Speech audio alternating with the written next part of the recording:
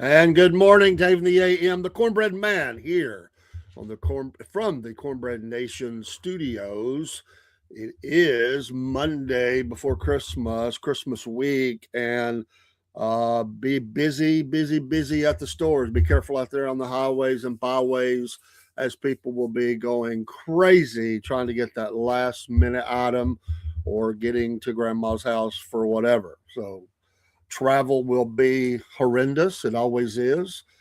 The orange barrels will seem to have grown overnight, and they will be everywhere. One lanes, backups, you name it, it's going to be ugly on the major highways and the secondaries because everybody tries to find that special shortcut to get around to the sale.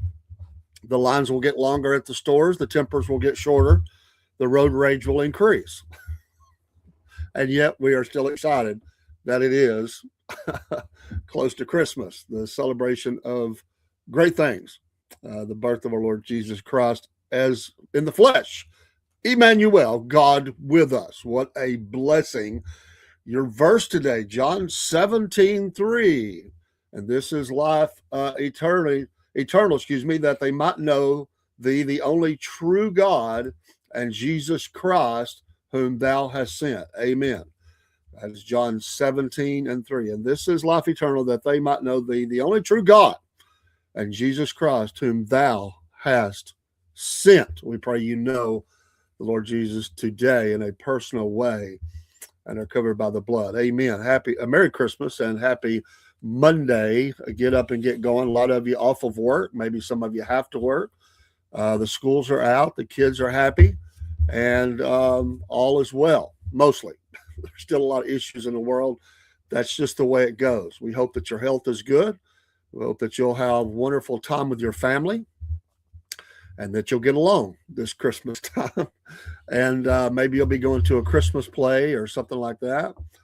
Those are always nice, or Christmas dinners along those lines. We have a little recitation we do on our Sunday closest to Christmas. I still preach, but a couple of years ago, I asked a guy to sort of head this up in the church. He's a preacher as well, and we kind of go through the Christmas story with song and the reading of the story from Luke, and it is a blessing. Have different people that will sing various songs. We sing congregational songs as well, and everybody seems to like it. He done a fine job with that. For some reason, last year, I think we didn't do it. I don't remember why. Maybe it just slipped up on us and we forgot to even ask about it. Somebody said, hey, we didn't do that thing, and people like it. And so this year I made sure that I made the request, and we did that. In fact, he still had his notes in his Bible from for that. If you're a preacher or a Christian or something, you look in your Bible. That's where you probably slip that invitation to, that note or whatever. You see it every time you turn to that portion of the Bible and open up, it'll fall out, whatever. And that's usually where we keep a lot of notes at. That's why our Bibles are always bulging with papers that look like they're sticking out, as we're bad to take those things and say, oh, I'm going to keep up with that, put it in my Bible, and I'm bound to see it because I'll turn in my Bible. And then you do, but you end up forgetting about it again, leaving it in there, and you see it again the next time you go to that part of the Bible. You go, oh, there's what that paper's at. We tend to have a lot of notes and sermon notes, scribbles, little things that you do. We have a lot of that. This is the one that says goodbye. That's the one it is. So thank you for your comment. And may you not answer for that in a hard way. That's the guy. I just deleted it. If you want to come back and do it again, we'll ban you. That's what you want to play this morning. New people stopping by who need the Lord. Amen. And we'll pray for them. I hope your coffee is good today. The coffee is excellent. It is steaming, as you see. Good morning there on Instagram. Blessings to you today. Hey, it is a national day. We always celebrate the national days that we have. There's only a couple today. It's not very, very heavy today as far as national holidays. Today is National Date Nut Bread Day.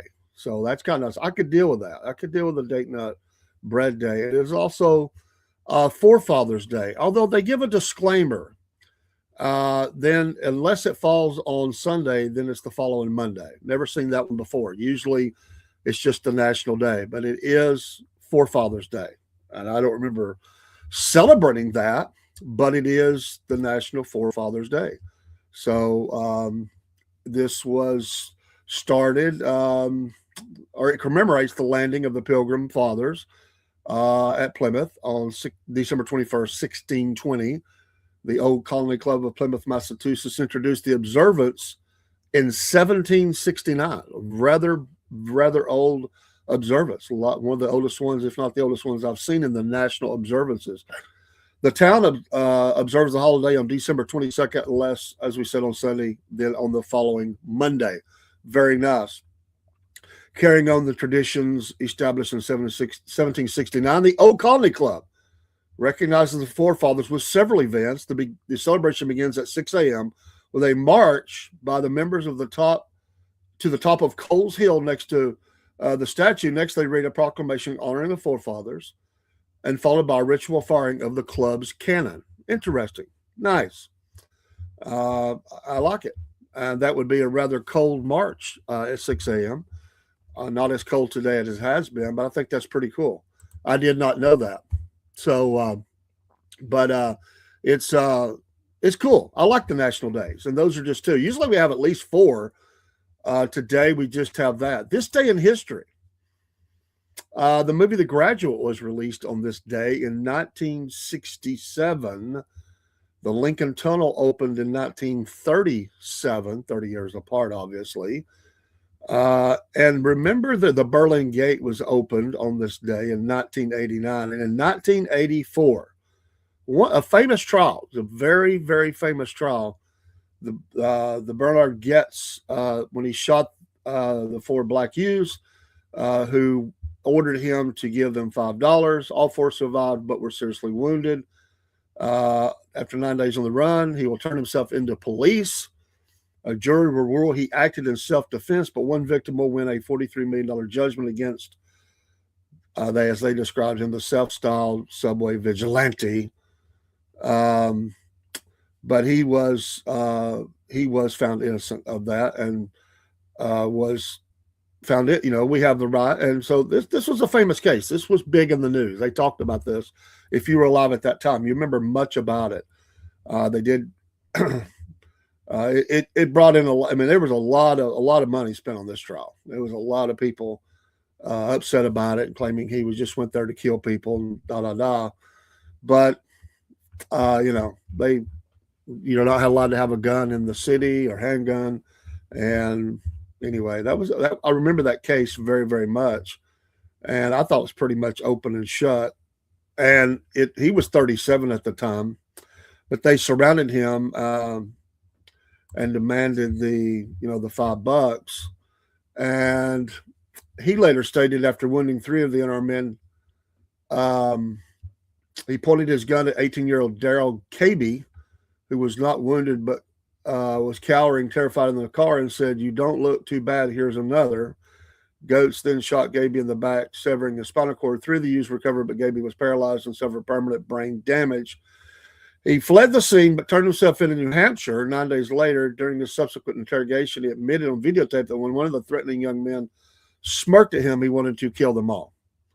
The racially motivated shooting caused considerable controversy in New York and around the country, especially after Goetz pleaded in his charges of attempted murder, the subsequent criminal trial. Remember that very well. Very much was in the news quite a bit, and the subsequent marches and everything else that occur. So, but yeah, that was on this day.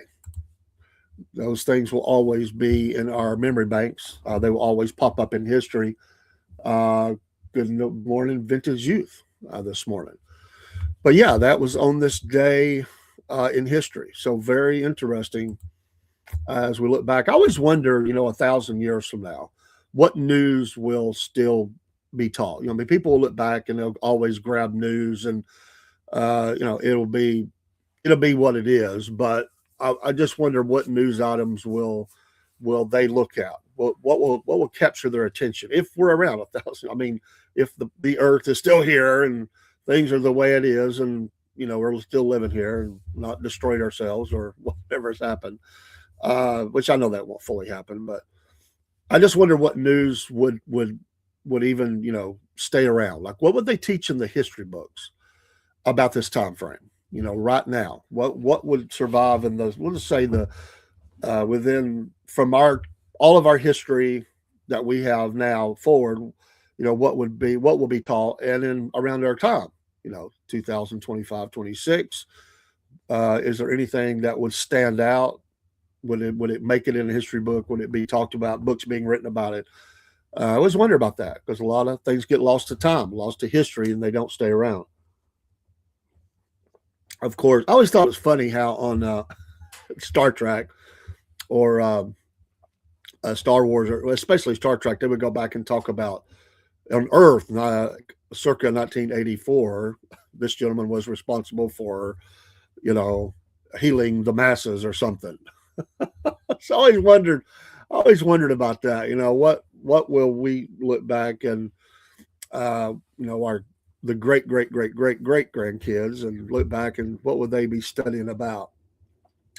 Let's look at birthdays and see if there's any that stand out today. Sometimes there is not. It looks to be kind of light today as far as people that I would cover, but Ralph Finez, 62 today. And by the way, if it's your birthday, happy birthday. Uh, Hector Alonso, 88. I know him, actor.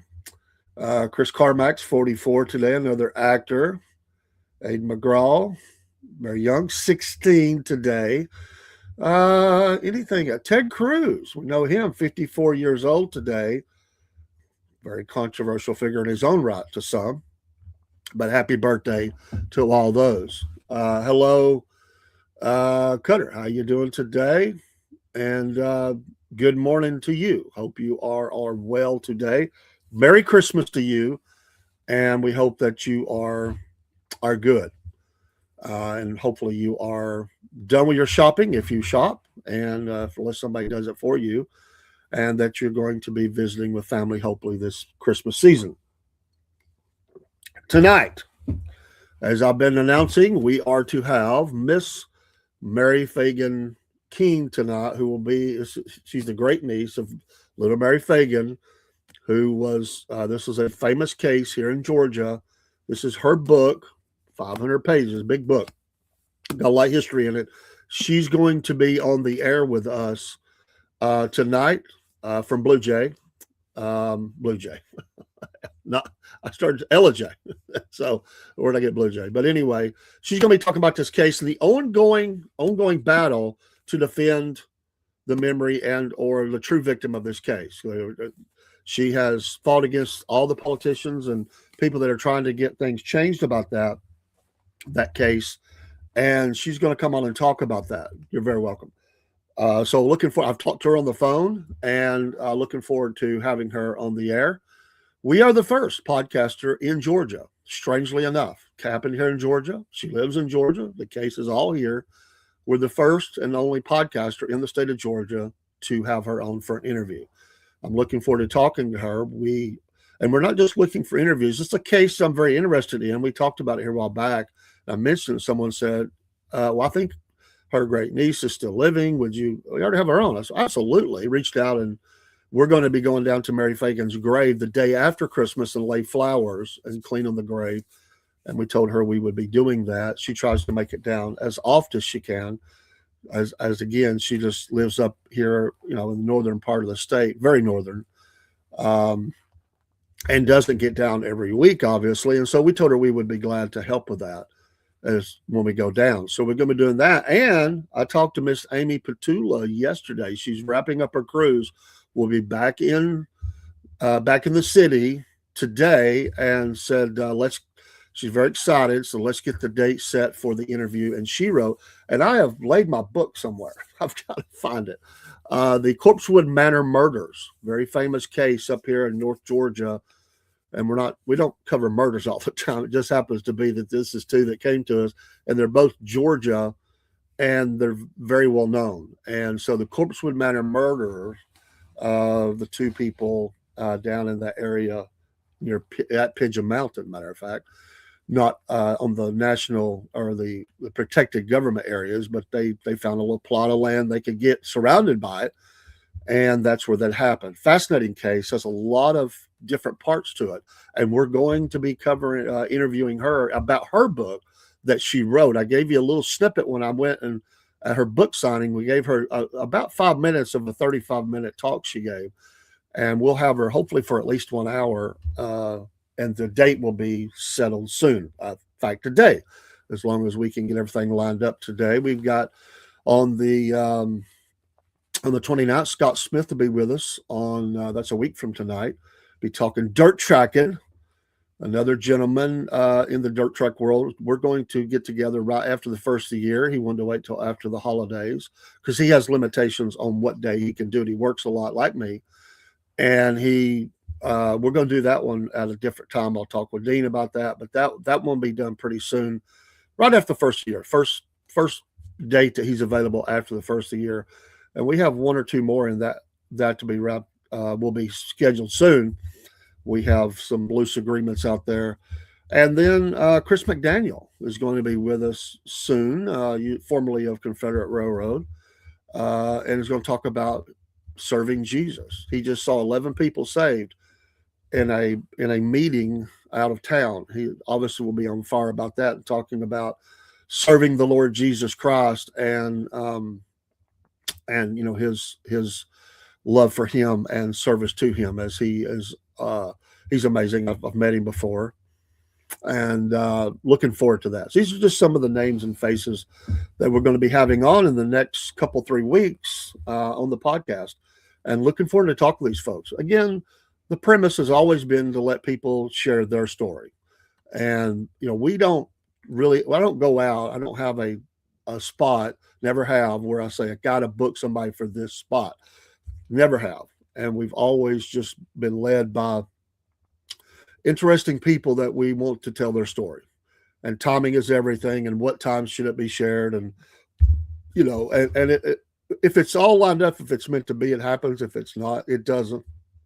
It could be politician, entertainer, preacher. It could be anybody. It could be kids. It could be whoever has something they want to share. We want to be able to help them do that. It could be a small business. Have great respect for that. I have reached out. I didn't hear back. There's an organization, a veterans organization that has was reaching out to people about their organization. I've heard of them before. I really like what they do. And I have put the feeler out there for them to come on and share more about it. I can share the info, but they're the ones involved with it. I'm hoping to get them on to talk about it. It's in the area of really helping the wounded warriors and veterans recover. And I'm looking forward to that. They have a unique ministry to them, and I want to get them back on. We also are getting very involved with Wolf Nation and the hiking and Appalachian trails and other world, and going to have different people on talking about their experiences and or preparations. And I reached out to one gentleman yesterday. Matter of fact, this is his what do you say, third attempt at making the AT. Had injury the first 2 times. I've asked him to keep us updated and come on. Hopefully he'll come on and share.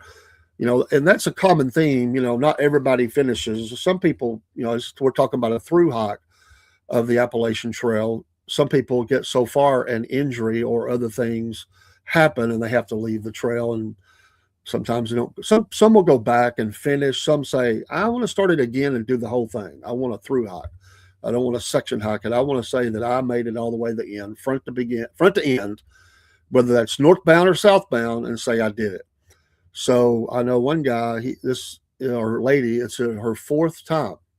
And each other time, it was not because, she said it was injury or illness that drove her away. And then she's made hundreds of miles. But 2,200 is a long way. And many, many months, a lot of time invested into that. So didn't always make it. Good morning from South Florida. I see you there. To the Point Podcast. We gave you a follow. Thank you for dropping in, and we appreciate. Hope things are well. I like the name of the podcast, To the Point Podcast. That's very nice. Over on the Rumble side, last night I had Miss Kim covered up the screen covered up. And I was thinking, I better get over here. Rumble Studio doesn't come over into the StreamYard regular. The straight Rumble does. But y'all give, if you're on the Rumble side, give To The Point podcast. And if you're still on there from South Florida, when do you usually broadcast? Do you have certain times or what? I would just be curious to know, my friend. If you're still there, we'll look you up. I haven't had a chance to check out your show yet, but saw you in the chat of another one, and yeah, absolutely want to follow you. Tell us, pop in, and tell us about your podcast. We thank you for dropping in. It is Monday, as we say. We hope you're off of work. Somebody has to work. Somebody has to do the stores or restaurants, all those things. But if your factory or something is down, or school, we hope that you'll enjoy the time. We know how it is. It'll fly by, and you will have the days will just, they will move along fast. You'll be back at work. I know how it is. But try to enjoy it. Really, really do try to enjoy your time as you're off with family or kids or grandkids or no kids or whatever. If you're traveling a little bit, be careful out there, as we said. And, again, take the time, enjoy it, and don't worry about work. I always say it when people take time off or have time off, they take the work with them wherever they go. Sometimes there may be reasons that you have to. You got some things going on that you have to keep up with. But as much as you can, separate yourself from work. You need that. Everybody needs it. I had a friend years ago. This has been 20 years ago, probably.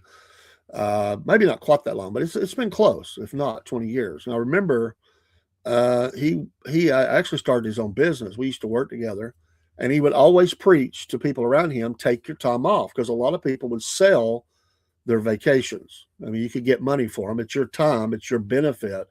So if you don't take them, nowadays they just pay you for them automatically, but people would cash them in, as they say, and they would get an extra check. And they did that because, well, they probably needed the money. And I get it. Everybody needs money. But if you never take time off, you're going to burn out really bad, and you won't realize it. And even if you don't burn out, which I think you do, I think you don't realize it. You need that time away to recharge the batteries, as they say. But you also need that time away to spend time with your family. And I found myself on both sides of that before, being a person who cashed those in or whatever, and used them for expenses, travel, whatever, to go do a one-day thing or something, but never really took the week or two off. I'm blessed to be at the company that I've been at for a long time, so I get 5 weeks off. That's a lot of time to use throughout the year. It's nice to have. And around the year 2000, so this goes back, 25 years ago, I had never taken a vacation. I had worked all those years and had never taken a vacation. My sons were 10 and 6.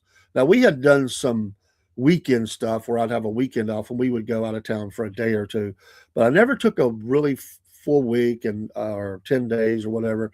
As you kind of place your days, you can get 10 days to 2 weeks, depends on how you're able to, what they'll let you have off. And we went to Florida in the year 2000. We went to so many things. We did Universal Studios. We did Busch Gardens. We did SeaWorld. We did something else. And I'm trying to remember what it was. Anyway, we went to the beach. We had a beach day where we went down and just enjoyed our time on the beach. And my family just loved it. And I was under so much stress at work. And it kind of gave me a chance to reboot the system, kind of get back to work, make some changes that I had been just working myself to a frazzle. Wasn't getting the support I wanted in this particular area, and went back with that vacation convinced me to make a change in 2 ways. One was to make a change on the job, to change what I was doing because I wasn't getting support, and go back into the role that I was. I was much happier. And number 2 was never to not take a vacation and take my family somewhere and do something. That was the change that happened for me in the year 2000. 25 years ago, I got smarter. I'm still not very smart, but I did get smarter. I started doing some things that was beneficial. My son, my oldest son, well, they both do, but my oldest son especially, he still talks about that vacation. it meant so much to him being 10 years old. I mean, wow, here we are, mom and dad, brother, they're having fun. And, we're going to the first event. The first place we went was Busch Gardens. After we took the first day and kind of relaxed, and we went to Busch Gardens. I do remember that. And, they had been to small, we have a place up here. It's nothing like that, but they had never been to nothing that big. And it was just amazing to them. It's just awesome. And, SeaWorld was a lot of fun always. But I'm going to tell you, I think the funnest place for them was Universal Studios. They just loved that, the rides and all that with it. As far as a place to go, their favorite thing was the beach. We went across the bay. We were staying in Tampa and DeSoto State Park, and went to the beach out there. It was a very beautiful place. The beach was not crowded. It was somebody had recommended it to us. We crossed over the bridge into this little community and paid the toll and whatever it is. And we went there and just had a blast. We really, really did. And when we left, my son, he was having so much fun. He cried. He was like, I don't want to leave. And I really felt bad because I was thinking, wow, I didn't really pay attention to just how much because if you don't know, you don't know. And if you go out of town and nobody, I mean, if you've never experienced it like that, then you never really understand just what you've missed. But once he's seen it, then he was like, wow, time off, get to go do all this fun stuff. We spent a bundle of money. And I remember that trip coming back. We got back. We was on the other side of Atlanta, and we almost broke down. We had a alternator going out. I couldn't believe it. It was a nice car, just one of them things. That particular brand, it just 8 alternators. I ended up having to put 3 on that car through the time that we had it. I had the warranty, just get them replaced. But we were on the other side of Atlanta, and we're starting to lose. It's stopped feeding the battery, so now it's dark. We got the headlights on and all that, and my wife was like, what are you going to do? And I thought, well, I do not want to stay a night in a hotel. I don't want to have to stop in Atlanta. I want to go home. And so said a prayer. Lord, help me get this family home. I don't want to be on the side of the road. I don't want to I want to go home. And so we turned off the air conditioner, rolled down the windows, and we made it home all the way. When I got home, the car died, and that was it. Battery was fully gone. I think that last mile or two, the lights were fairly dim. There was nobody on the road, and we just went home. And the next day, I got it fixed. So I want my family to be home. I'll never forget that. It was like, oh, don't want to be on the side of the road down here. Took a chance and said a prayer, walked on faith, and came on home. That was a great time, though. And so I just say all that to say if you're having some time off, enjoy it. Do something a little different with the kids. Throw off the routines. Don't do the normal. You're going to have to do some of it. Christmas time, it just is kind of does that. But do something a little different, Make it special. Make it when your kids are grown or grandkids, when they're grown and they look back, make them think that was pretty dang cool, Make it a great memory. Kids, you just never know what they're going to latch on to and what they, that's why those memories. And my kids always, my grandkids, the one that lives with me, she will say, let's make memories. That's her way to describe that. Let's make memories. And we do our best to do that. So we go off and we do something and make a memory out of it and have a ball. So I hope you're able to do that as well. Well, it looks like in the news we're chasing after another tanker. Is this the 3rd or 4th tanker? We're getting some oil out of Venezuela. So I guess if they'll keep shipping them, we'll keep taking them and bringing them over and offloading it at Galveston and stuff. So but it's we'll find out. But they were supposed to be in pursuit of one last night, and we will see. lead story today. There is a major announcement today for Mar-a-Lago from the president at 4:30 Eastern Standard Time today. Announcement. I'm not sure what they're going to announce, but I know Pete Hegseth is going to be in tow. So absolutely is going to be something militarily going on. Lead story on Newsmax is Israel warns U.S.-Iran missile drill might be covered for surprise attack. The Iranian Revolutionary Guard Corps missile exercise could be covered for surprise attack on Israel. IDF Chief of General Staff Lieutenant General Eyal Zamir warned the Trump administration over the weekend. We'll see. I know they were after us to hit them again. You know, in relation to the 20 points of the plan for Gaza, I mentioned last night as well that Hamas was still in power. They're rushing to get to phase 2, which will be the governing board that will move things forward for building and who's going to be where and all that.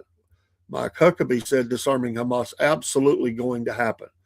So I had said it looks as though they were moving forward without Hamas being fully disarmed. So he is hearing that too, and they're saying that that's going to happen. But at this point, Hamas is not fully disarmed. They have, and there's still ongoing fight. I wish we would get out of the middle of this. And Marco Rubio says Gaza peace impossible if Hamas won't disarm. Well, my friends, do you expect them to? That's the idea that they're a terrorist group. Why would they disarm? If you have an organization that has vowed to go to their grave fighting what they see as their mission, they're not going to disarm. And so you're going to have to force that. Things got ugly. They didn't want them going into Gaza City and rooting out the rest of the Hamas. Well, you're going to have something in place. Looks as though I think what might happen is they want to put a force in there that's made up of international and not let Israel be the lead on it. So it won't be this whole Israel against Palestinian. It would be a force of soldiers from different nations, including Arab, and make them stand down. So I think that's probably the way they're going to get away from the bad news that was coming out about the attacks into Gaza. We will see. Witkoff, Ukraine talks over the past few days were productive. Those are blowhard headlines. You can say that all you want. How many times have we heard this? Productive. We're close. A deal may be in place. We're within days, 2 weeks.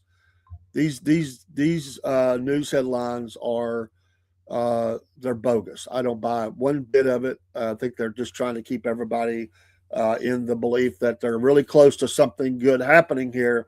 Not going to happen. So I don't buy that. Another story, as Greenland has been in the news as the president wants to use them, he has announced his Louisiana Governor Landry as the envoy to Greenland. Could he be the future mayor of Greenland? Or governor or whatever? I mean, I don't know. Because we've been talking about advancing our interest in Greenland. He has announced that the great governor of Louisiana, Jeff Landry, as the United States special envoy to Greenland. Jeff understands, this was the president's quote, he's not walking this back. Jeff understands how essential Greenland is to our national security and will strongly, word to use, advance our country's interest for the safety, security, and survival of our allies and indeed the world. We're going to set up shop on Greenland. It's coming. He said, congratulations, Jeff. I think he's putting his guy in place is what's happening here. We'll call it envoy for now, and we'll see where it goes because I think they're going to do something there.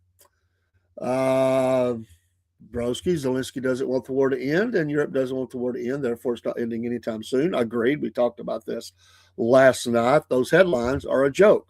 I just don't, they're sound bites. It's like, oh, hey, we're going to have a deal in Russia. Oh, it makes me feel good for Christmas. No, I will be willing to bet on Christmas Day, whenever it officially becomes Christmas Day in that region of the world, There will be a massive, maybe a record volley of missiles and or drones flying into Ukraine and in towards Russia on that day. It'll be the Christmas gift that keeps on giving. I mean, that is what's going to happen. It is not going to be. They're not going to sip tea and discuss future plans. It'll continue to be that. There will be a massive. I predict that. Instead of the famous stand down on Christmas Day, this is going to be the in action. What else here? Trump leans on son-in-law Kushner for tough talks and difficult diplomacy. Yeah, they're trying to prop up Witkoff, the special envoy. He has no government experience before this. He seems to need. He's sending in the shock troops. This Miami meeting, I find it funny.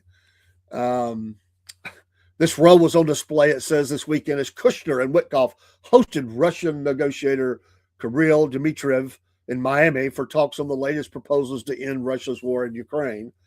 And they also met with Turkish and Qatar officials who discussed the fragile truce between Israel, Hamas, and Gaza as they look to implement the second phase of Trump's ceasefire plan. This is all going to blow up.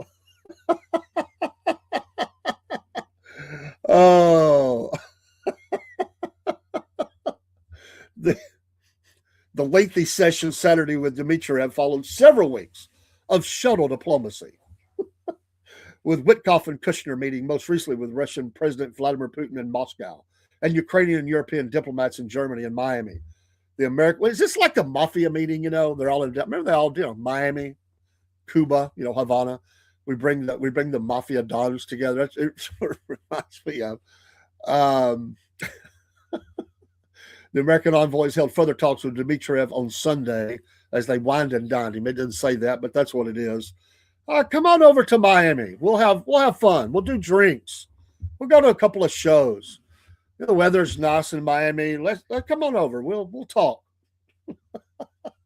We'll set you up in a nice suite, a 5-star hotel. You'll have a good time. You can go back and tell your boss, we really want a deal. Oh.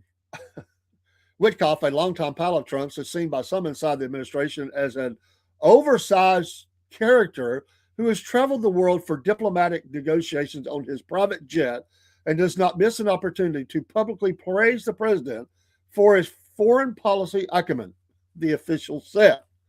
You better watch out, Mr. Official, whoever you are. If they find out, you won't be an official much longer.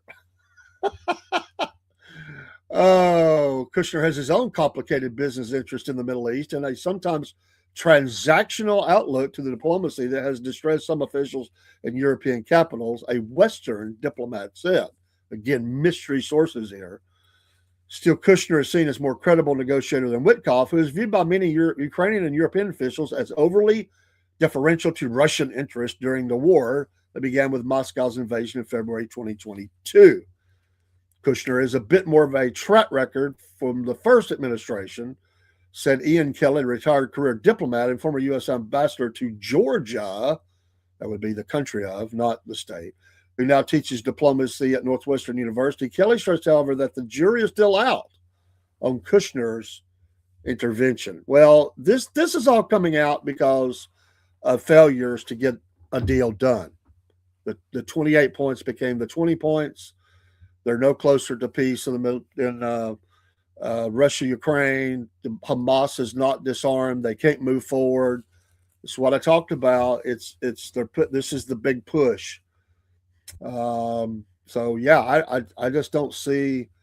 Maybe I'm wrong. Sometimes Trump can pull one out of the hat, but I don't think he's got much push going on here anymore. They've pushed about every button that they can, from money, big deals, pressure, threats of tariff, other restrictions. It's having China put pressure on, which I doubt they put much pressure. I just don't think that we're going to see. I don't think we're going to see a deal. I don't think it's going to happen. But if it doesn't work, it's going to put a pale over the second half of the term. I promise you. And if the midterms go bad, it's going to be hard to get things done in the second half, and that's what the liberals are pushing for. Let's take some seats. We'll point out that he's not done this or he's done this and we don't like it. He's against you. Let's win some seats, and we'll stonewall him at every turn. And the president really, even with all that support, has really turned. I mean, and I've said this for a long time, decades. I do have concerns over presidential overreach with executive action. You may like what the President Trump does mostly or all of it with that, but that same can be said. We've seen it by others, and I give a lot of leeway to the president and their ability to get things done, but at the same time, we can't bypass Congress, and they use the executive action because they can't get deals done, and there's enough Republicans that will fall away and pigeonhole him into where he can't get anything done. So it's became his administration. I don't know what the numbers are, but it seems as though ruled by executive action. And I always thought that was dangerous, and that seems to be where we're going, and that's what's happening. So we'll see. Ongoing U.S. airstrikes in Syria against ISIS targets, looking like one city in the central part of the nation. They do not have the whole of control of the Syria. That will continue to happen as the president says, we will get you for killing of our soldiers. So those are going on. Lindsey Graham, you always got to like it when old Lindsey's got a quote. We didn't obliterate Iran's desire for nukes. Oh my gosh. Amid reports that Israel is warning President Trump that Iran is rebuilding its infrastructure to restart its nuclear weapons program. Yes, there he is. Senator Lindsey Graham, Republican South Carolina, acknowledged that while Iran's nuclear sites were obliterated, its desire. Now we're going to bomb on desire. Its desire for nuclear weapons was not. Are you idiot? How do you stop the desire? There's a lot of people desire stuff. There's people in jail that desire to be free. I'm going to let the Israelis talk to President Trump about it. You're going? I can't stand that guy. But here's what I learned on my trip. We obliterated their nuclear facilities, but we did not obliterate their desire to have a bomb.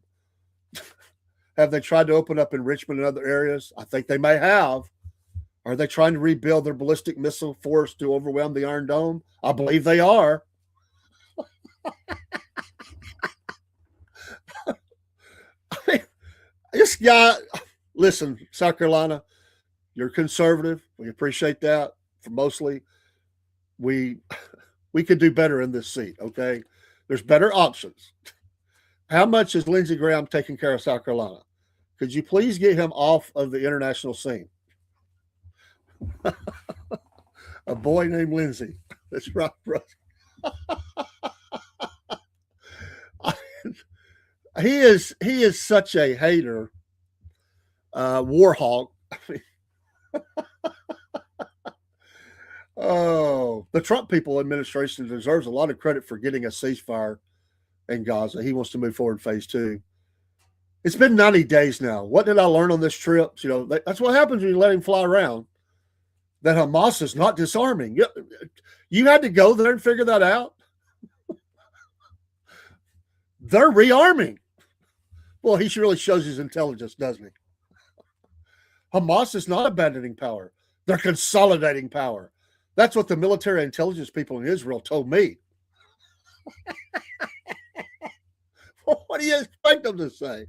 One, it's true, whatever's left of Hamas. Well, yeah, they just promote the next guy and they continue on. I mean, but did you really need to be told that by Israel?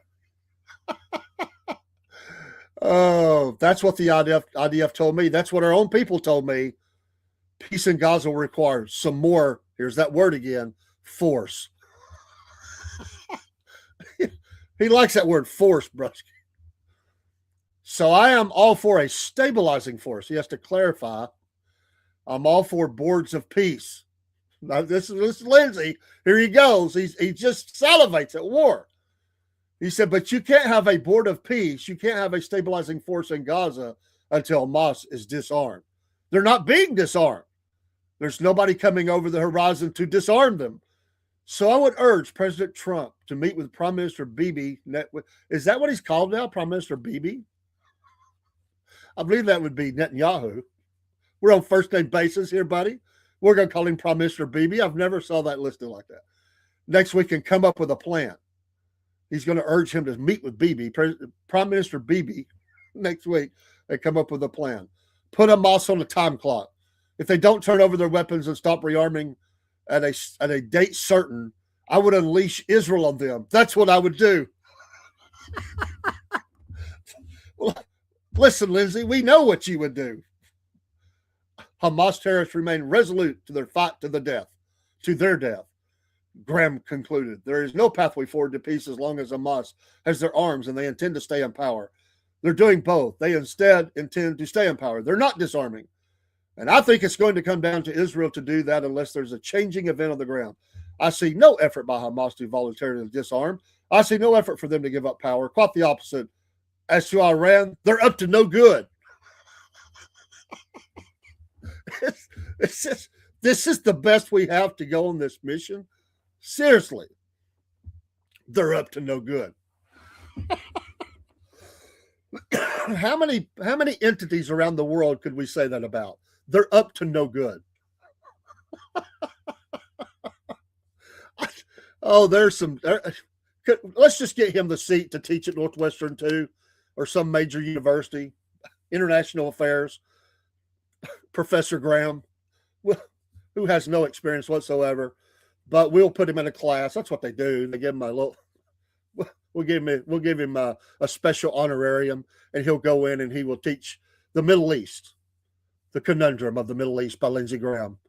They're up to no good. Of course, Iran is up to no good. In many ways, the mullahs, sure, but the people, I mean, they're just trying to live. But he's wanting more war over there. You know, he's got the Russia Ukraine right where he wants it. You know, that's why he's not over there, because wherever there is the potential for peace, Lindsey Graham goes in and he steals it and he makes sure it doesn't happen. Well, now he's afraid. Oh my gosh, they're going to phase 2. Oh, we've got to point out this Hamas deal. We got to unleash Israel on them again. We got more war we can have here. Good Lord.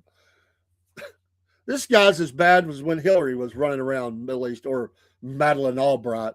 Good Lord, what a bunch of losers. I mean, this has got, I always thought, I don't care what side of the political aisle you're on this point right here. I really don't care. If you're a foreign power of any kind, country, whoever they are, and you look up, here comes the good old US of A plane, and it lands. And those 3 people at any point or all together or any combination are getting off the plane, it has to cross your mind. Is this the best they have to send us? This is Loserville. Madeleine Albright, I mean, that when that came off the plane, Hillary waddling off the plane, Lindsey Graham strutting off the plane. You got to be sitting there going, oh my God, here they come again. Oh, I think I would call up the president and say, could you get these losers out of our country? I mean, we're being nice to them because, we don't want to, we may not agree with you on everything, but really, seriously, do you have to send this to us? I remember one time somebody complained about, I don't know if it's Hillary or Melania, I can't remember. And somebody complained and they said, this is our elected leader. You will deal with them. I mean, because honestly, it's an affront to some countries. Honestly, it is. It's not nice. Lindsay gets off the plane, stands on the tarmac at Ben Gurion Airport, and says, I'm here with a message from America. We know that Iran's up to no good. Well, I'm working feverishly to get more war started. I mean, working feverishly to get the president to listen so that we can support you in a full onslaught of destruction. That's what he wants. He was there that night when they were supposed to be close to a deal, meeting for a deal. He was in the war room with Zelensky watching the drones and missiles get fired off. I mean, the very night, on the eve of their meeting the next day, the next morning, They're to meet for peace to try to get. He's sitting there watching the intel of these drone strikes and stuff coming up. I mean, it just killed it. They never met. They just went home. I mean, wherever he shows up, there'll be some war. There'll be some. The negotiations will break down. That's Lindsey Graham for you. What a horrendous article. They're up to no good. Oh my goodness. The tanker seizures, according to Newsmax, they are targeting Maduro's cash. So this is what they're saying. It is not an attempt to grab oil, retired U.S. Navy Captain Brent Sadler said Sunday on Newsmax. Well, the Democrats are on that point are absolutely wrong. Sadler said it's actually about going after the money and the support structure of this illegal regime, the Maduro regime in Venezuela. By the way, I'm surprised Lindsey's not over there. Why is Lindsey not in this part of the country? We're on the eve of bombing runs on Venezuela military targets. Why is he not there? I guess because he knows that's going to happen. He's got to go somewhere where he's afraid war's fixing to end. He says it's going to take more than just a few weeks or a few months, he says. So get ready, folks. Venezuela thing, I told you, it's not going away anytime soon, and the carrier group is going to stay in that area. They're going to continue to, he says the regime will continue to drive the country into socialist hell to go after the cartels. So they said earlier on Sunday they pursued another sanctioned oil tanker in the Caribbean Sea. I was trying to look, and the oil, he said, is another piece of the puzzle. That's another major cash market for the illicit regime, and you're seeing these interdictions not just in the Caribbean, pointing to the Iranian regime's efforts to acquire Chinese weapons. So this makes the administration's efforts a global attempt to stop this illicit dark fleet that's not just supporting the Maduro regime. What you're seeing here is going to be just the beginning. Just the beginning, he says. And I think the pace is going to pick up. He framed the tanker seizures as part of a broader strategy that reaches beyond Venezuela, saying oil shipments can feed other U.S. adversaries and complicate global trade. Well, it's bigger than the Maduro regime, so I have to state that up front, because much of this oil is going to support the Iranian regime. It's also funneling money to Russia's war effort in Ukraine by facilitating the transfer and the sales of this illicit oil to China and other countries, some of them which are our partners and friends. By the way, I did the show last week.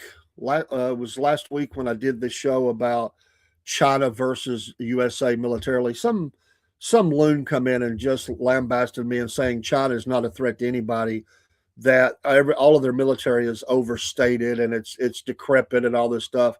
Really, you believe that? Whoever you are, it's okay. I appreciate your comments, because all are welcome as long as you're not being ugly as far as the language and stuff. But I to that gentleman, I would just say, really? You can buy that story all you want, but China's been building for some time now. And we're not talking about, wooden boats, sinking in the ocean. We're talking about some highly productive military armaments. I mean, they're certainly, their Navy they've grown that a lot, and America has sit back and watched that. So you can be on board with that or against that or whatever you want to be, but to say that, act as though that it was a worthless show, that's not true. We may not have all the intel, but it's pretty well known that they've been building militarily for some time, and even expanding their ability where they're at with that military capability, and making deals and partnerships around the world through cash and other things, forgiveness of loans, whatever it is. They're making deals, and that's why Greenland is in target, because of that. If it's not a threat, dude, there's no need for it. If it's not to counter Russia and specifically China, there's no other reason for it. I mean, it's not going to turn into the Las Vegas of the North. Okay, that's not what that is. We're not going to be having families departing off of the Delta Airlines coming into the Greenland, for tourism. That's not what that is. It's to put a heck of a lot of military capability there, to put heavy bombers there. And yes, I'll say it, probably missiles. If I had, that's probably one of but to be able to have stockpiles of stuff that we need in that region of the world. That's why it's important. And it's going to happen. This is amping up into a global, check, counterpoint, check, check mark, checkmate, all that against the other powers. And definitely President Trump's vision is in this. I don't think he came up with this alone. I think this has been presented to him by the Joint Chiefs, and people in the military circles have said this is something that we need.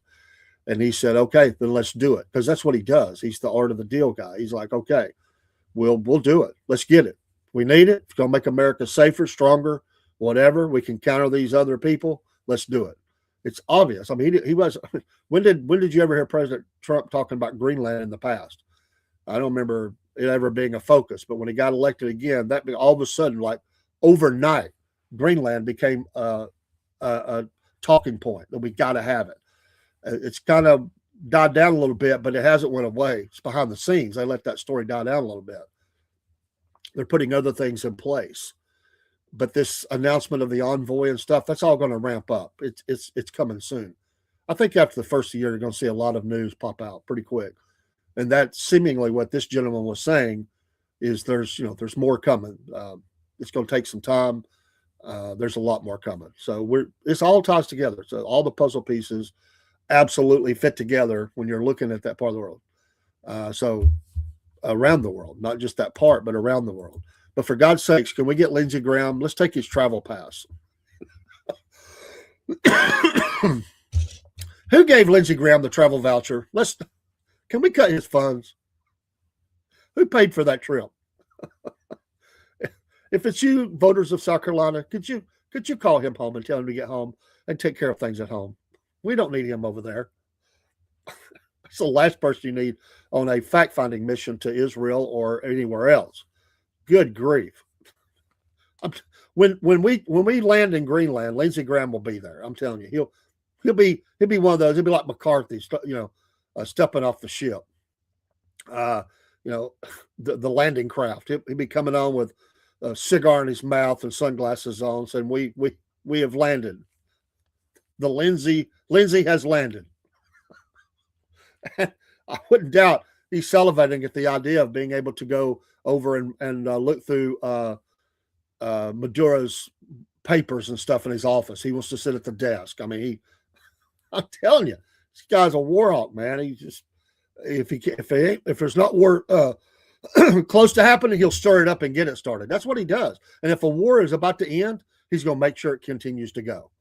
This guy's itching for it. He's been salivating over this. Can't stand that guy, man. He's not a good person. He's not. I just do not care for him. But he is entrenched in South Carolina. Nobody even comes close to beating this guy. It's a seat they have hold of. I just wish it was a better person. I just don't care for him. And at one time I heard a lot of stuff he was saying. I didn't notice that part of it. It was, he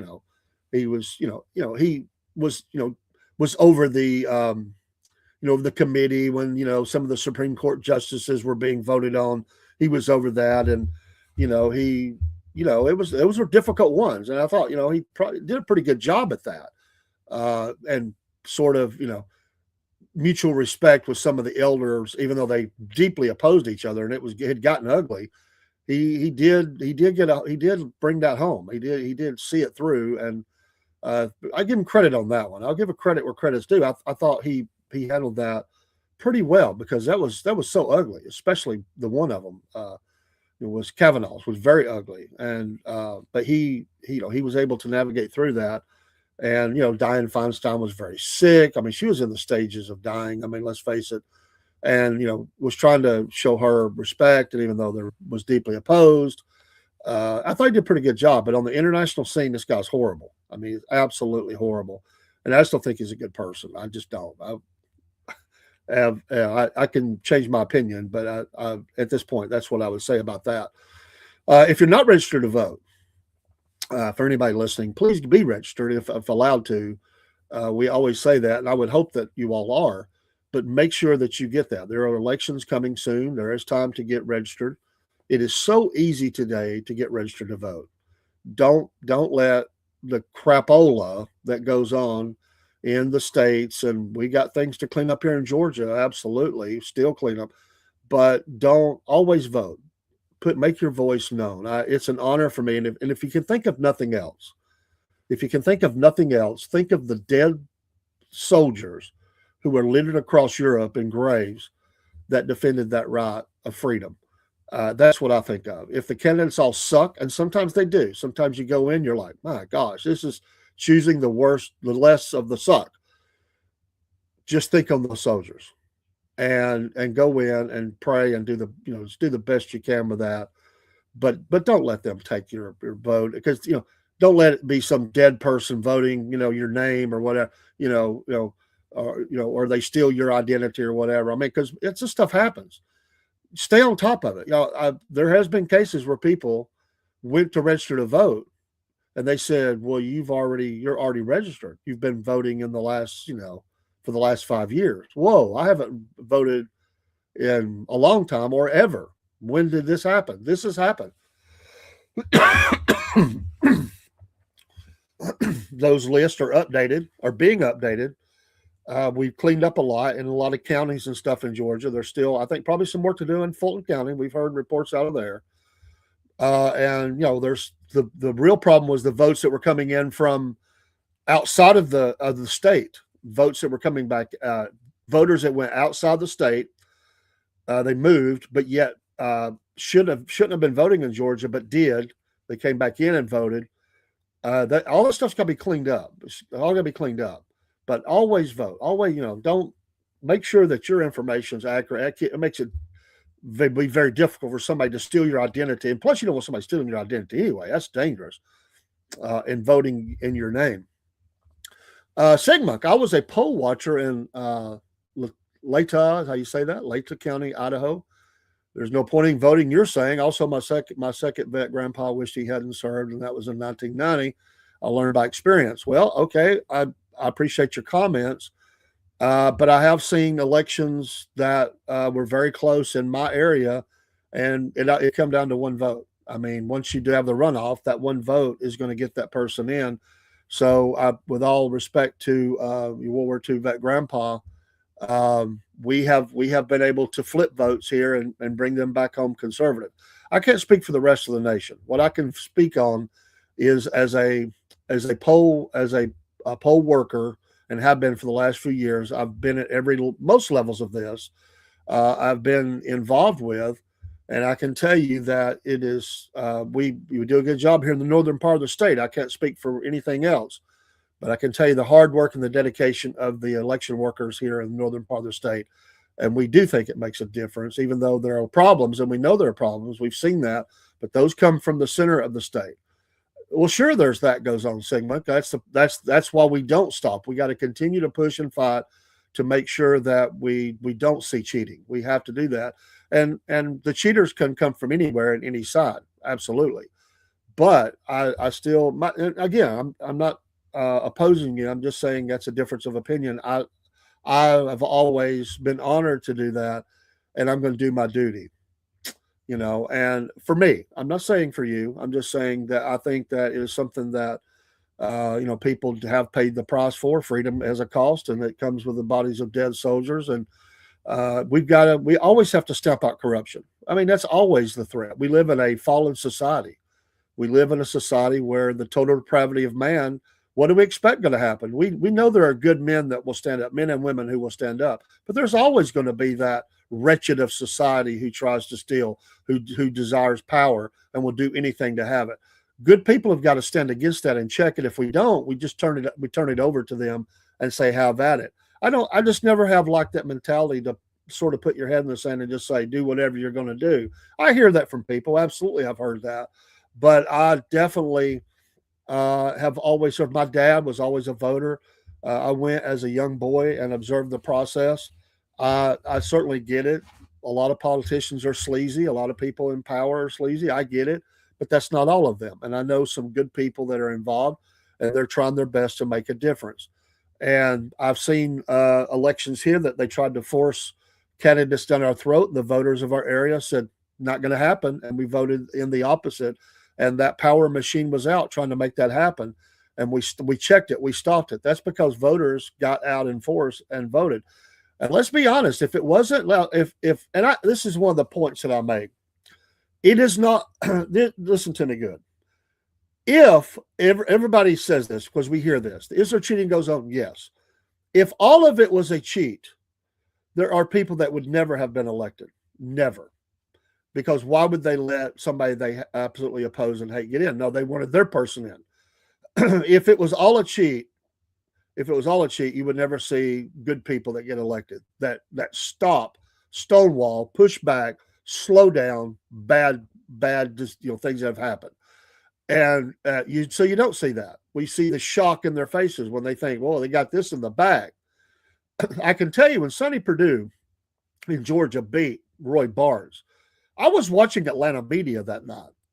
I really thought that Roy Barnes would win. But North and South Georgia stood up tall and voted for Sonny Perdue. I can still remember they were laughing and cutting up. It was like they were having drinks around the bar at the local, watering hole on the channel. They were also happy. And somebody said something in one of their ears, and you could see the guys like, what? Oh, and they started getting all serious. And some other counties had came in, and the vote started swinging. They were in disbelief. And for about 15 or 20 minutes, they're just trying to get information. They stopped laughing. They stopped cutting up. And then they said, could it absolutely be that Sonny Perdue could win and be governor of Georgia? And the shock, it just hit them. You could see it. They were like, this ain't supposed to be happening. This is the same thing that happened when President Trump, the first run against Hillary. They had already that was in the bag. They had it. Oh, she's the first woman president. It's going to happen. Hillary, power to the women, the liberal women. We're going to win this thing. Bombshell. They thought they had it. They were partying. And then that shock came in. Those certain states, all of a sudden it put it in doubt. You saw them getting very serious, like, wait a minute. He could win this thing. So it doesn't go the way that they think it's going to, or even with the schemes, the cheating, the people coming back at the midnight hour, pushing through ballots, the ballot drop boxes, which I hate. They've moved those inside now in our county. I don't know if they did that across the state, but the drop boxes are inside instead of out where you can just pull up and drop them in. You got to come there in hours and stand there in front of them. It's right beside the counter in my county. It's right there. They're watching everything you're doing. Now they're there. You can only do it during hours that they're open. And they're, so we saw that. Certainly there was cheating. Certainly in Georgia, there's been cheating. Absolutely. But I do say, and the mail-in, as you mentioned, we have to watch that. We have to watch, the machines and whatever else. We got to make sure that everything stays. Well, and you saw what happened. One of them was bought out, right? And they're going to do away with them. That contract will die as the billionaire, whatever he was, went in and bought the company. The Dominion, wasn't it? He went in and bought it and says he's going to do away with them. They have contracts for a time. He'll end up breaking those contracts or seeing when they end. And, that's one way they're trying to do away with them. But I can just tell you that I keep a really close tab on what's going on in my county and specifically in my precinct. And I've been watching these numbers. I go in and I do a deep study on them in my county, district by district. And, and watch and see and look at the numbers, look at the number of voters, actual who voted, how these break out. And I can tell you, it's legit in my county. I can tell you, and I've worked with, or watched and worked with, and educated myself on some of the follow up. A lot of people don't realize what they do, and I don't know about the state, but I can tell you that after election there is another counting that goes on, and there is people from both sides. There are other officials that come in and they look at everyone to make sure that they look these numbers over, and it takes a while. And then it's basically the certification of the election we just had. This last one was a runoff and it didn't take as long. I think 2 or 3 hours they were done. But I had stopped by right after they had left for the day, and that's what happens. You bring these people in; they all have to agree on, um, that this vote counted this way or whatever, and make so they go through that. So there are a lot of checks and balances to it. Uh, I can tell you that the armed escort for the memory cards that get taken first when we end an election in Georgia, because we do use the Dominion machines, scanners, and of course the BMDs, the ballot marking devices, and I've worked every level of that. And when there's a problem, if something happens on it, it gets taken out of service till it is fixed. And if it can't be fixed, it is taken, and they just don't replace it. It is taken. Something malfunction. It's not pulling the ballot up right or whatever it is. But I can tell you at the end of the day, that is the first that we have to work very hard, because we have to, three of us, it requires three. We have to work together to take those memory cards out. Those memory cards get sealed, and under police escort, those are picked up by election officials and taken back to the election headquarters and uploaded to the state. And so it's just a lot of parts to it. I mean, it's a long day. It starts real early and it ends late. And it has, in my county, I feel totally confident of where we're at and what we're doing. I have not seen a problem there. And at times they will come into your state and do a state audit as well.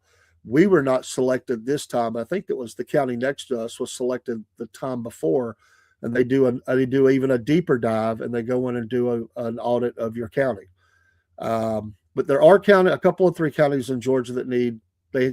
It may not be the whole county, but there are problems within the county. We know it. Fulton County is one of them, and there's a lot of things that needs to be cleaned up there. And we got to clean up. We got to make sure voter rolls get cleaned up.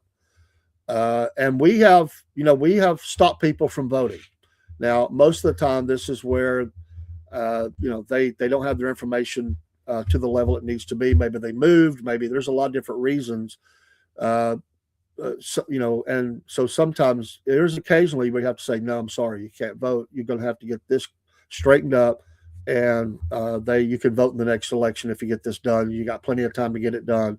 But I saw people missed out voting on the presidential election because they didn't have their ducks in a row. They had moved into the state. They didn't get things switched around like they needed to in time, and they didn't vote. Or they could have voted, but they didn't want to go through the process of what it was going to take to vote.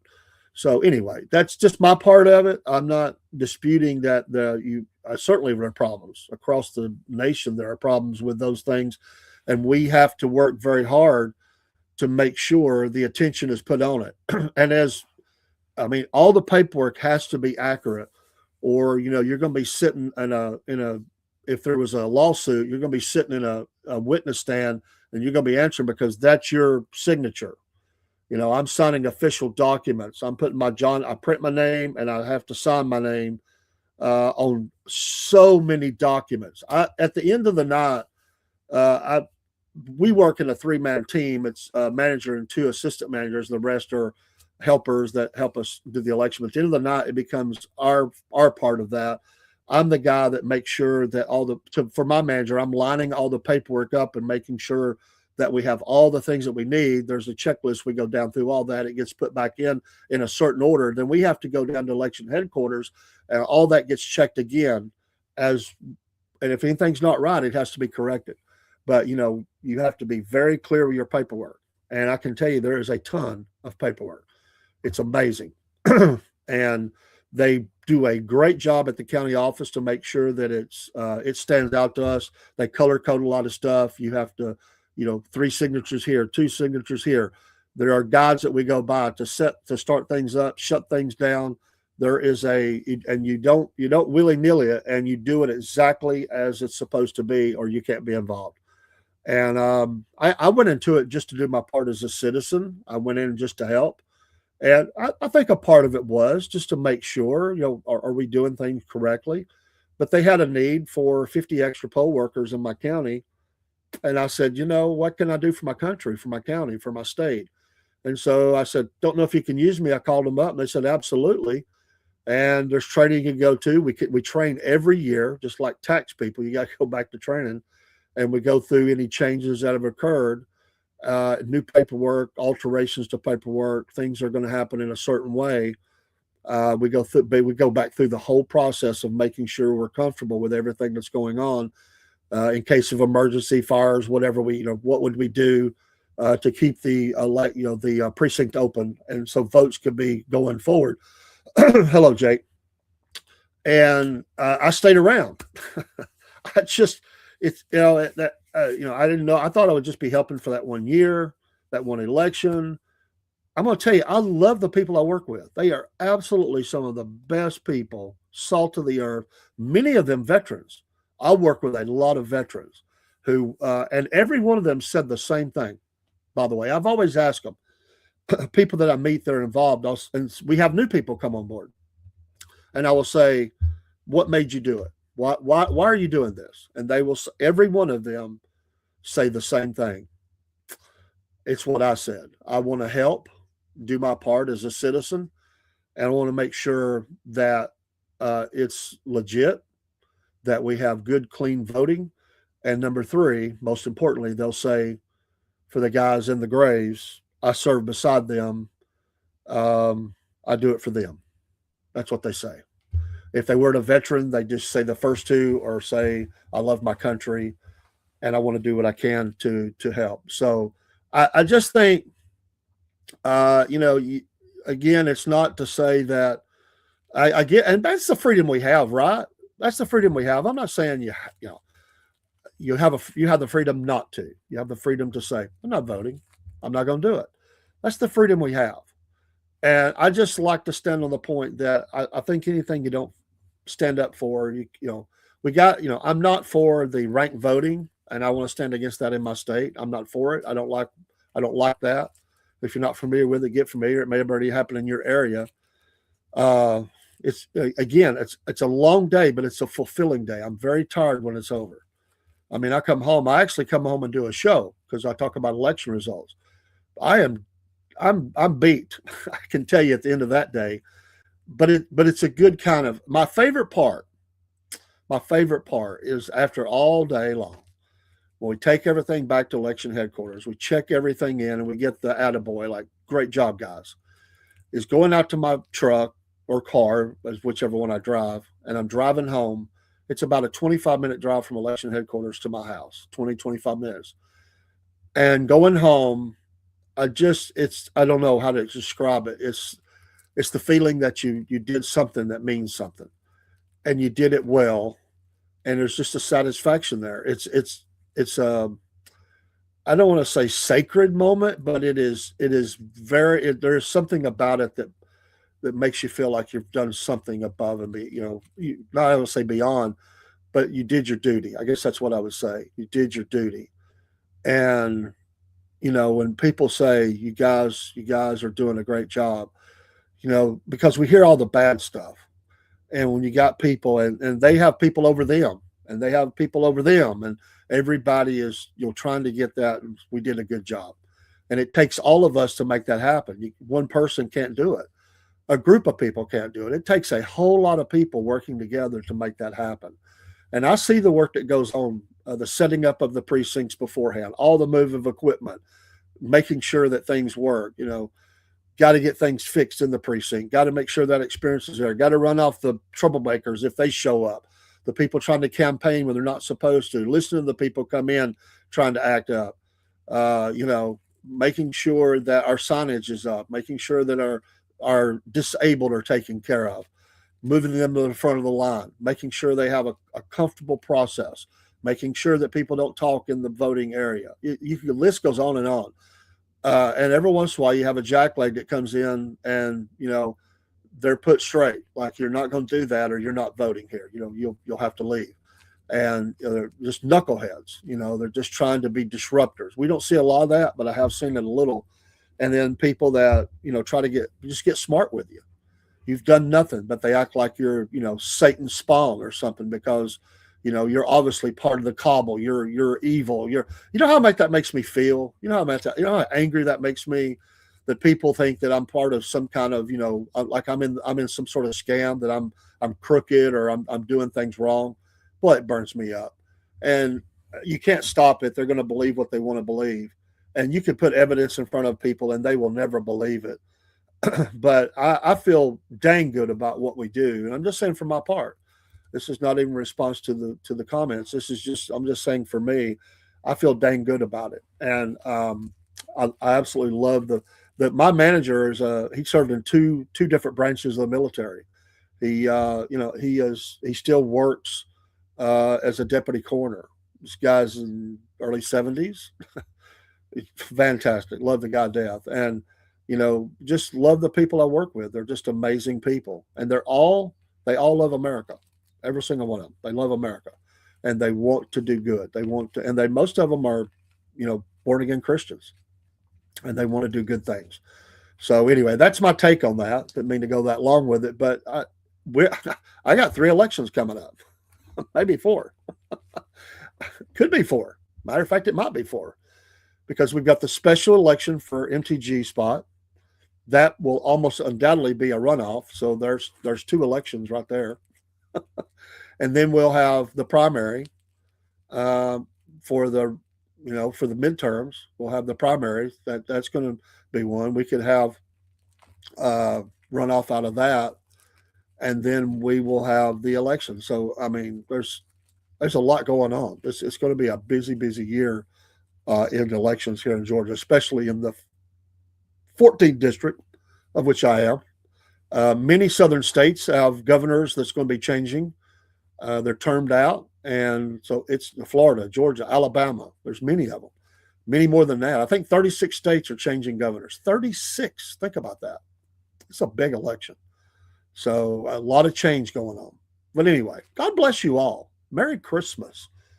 Kind of a heavy note, but if you love something, you're passionate about it. And I just love to, I don't mind covering that. I hope it's not boring to you. I want you to get more involved. Ask the hard questions. Get the freedom, use your Freedom of Information Act. Pull information. Look for injustices at any level, whether it's judicial or elections, whatever it is. Always stand against that. That's what we do as citizens. We always call out stuff. We hold people accountable.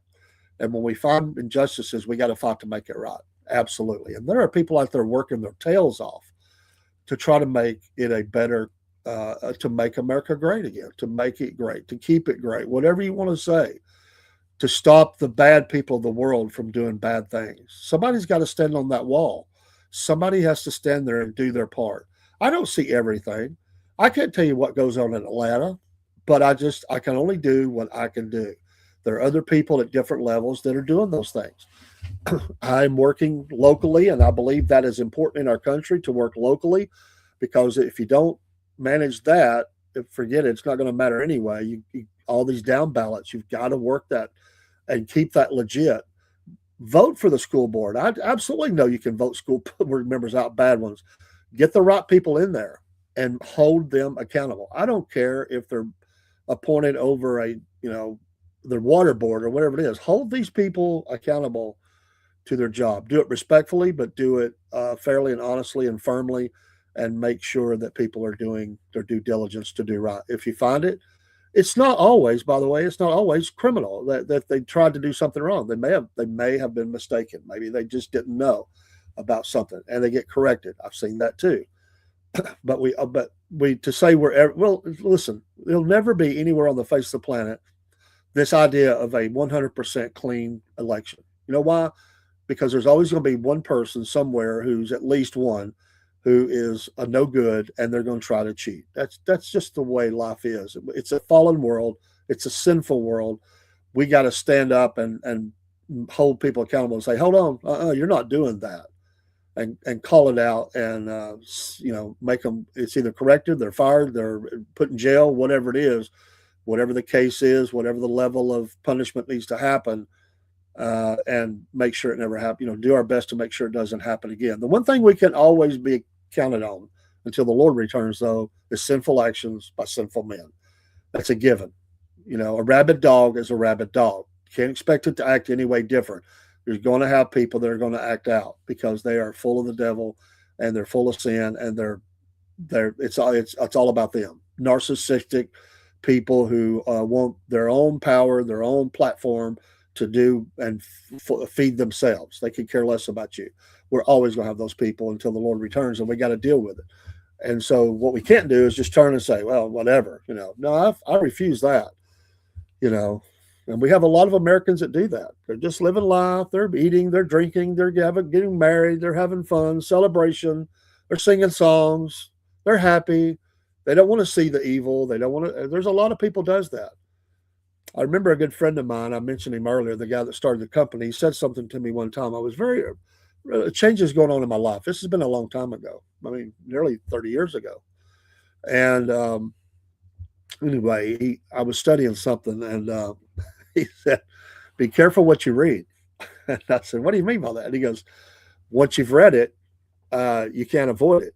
I was reading the Bible. He said, your duty." He said, I want you to do that. He said, "I'm just telling you." I was kind of joking with you.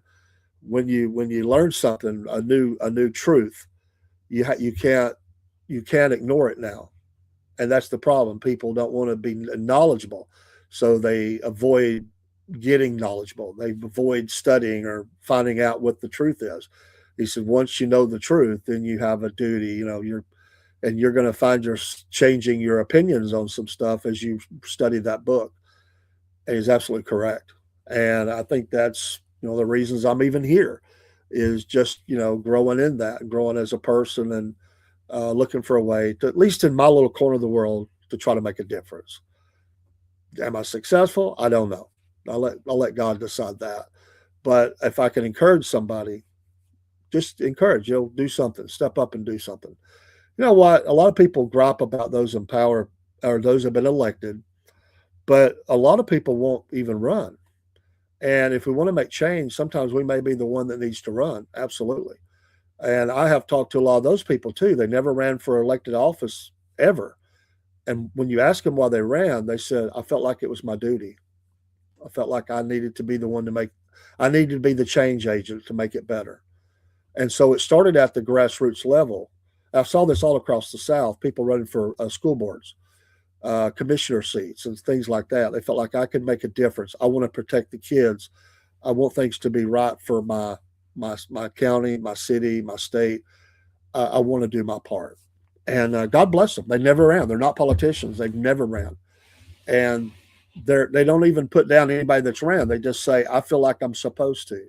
I feel like it's a calling that I'm supposed to run, and I need to run." Remember years ago when people said Christians shouldn't be in places of elections and all that? Bogus. I can't even believe somebody would say that. What? They're not supposed to, a Christian can't serve? Come on. Ridiculous. In fact, you want somebody who has some sort of values. I mean, certainly. Not to say they won't mess up. Some Christians mess up. Sure, they're imperfect. But to say they shouldn't be elected, it's ridiculous. Come on. Hey, that's the show this morning. Appreciate you. God bless you. We'll be back on this evening again. For those that might not have been tuning in, she will be with us tonight at 7 p.m. Well, hopefully nothing will happen. All technical issues hopefully will not. But 7 to 9 p.m., Miss Mary Fagan Keene to talk about this historical case in Georgia and the ongoing fight to protect the memory of the true victim in this crime, which was little Mary Fagan. Tune in tonight and other shows as well. Be a busy morning, busy afternoon, and then we'll have some fun tonight. And yes, we'll have fun. And I'm looking forward to it. The first of several interviews we hope to have with this wonderful person who I've talked with on the phone. We talked for a long time. The first time we talked, she's got a lot to say, and I can't wait. So I'm going to turn her loose, and we're going to deep dive. We'll give the gist of the case. We'll talk about yes, there was a movie made about at least one, and we'll talk about decisions that were made and what's going on today. It goes into today as they're trying to make changes and set a guilty man free and give him, pardon. Well, he's guilty. He shouldn't get a pardon. But anyway, that's the show. That's going to be the show tonight. a special Wolf Nation production. And I look forward to having this author on. And she is the great niece of she is family of hers. She's going to tell her story too, because there were times she didn't know all of it, and she has dedicated herself to a foundation to make sure that ongoing there is money there to make sure that things are when she's left this place, there will be people that will caretake for that and the grave and everything else. They are keepers of the story, and they're going to keep defending her and her keeping her memory alive in the right ways and the grave and all that. So tune in tonight. Have a great afternoon. Go shopping. Get it done if you can. And we will see you this evening, Lord willing. Thanks for tuning in. We appreciate you so very much, and have a blessed day. And pray for us, and we'll pray for you. Absolutely.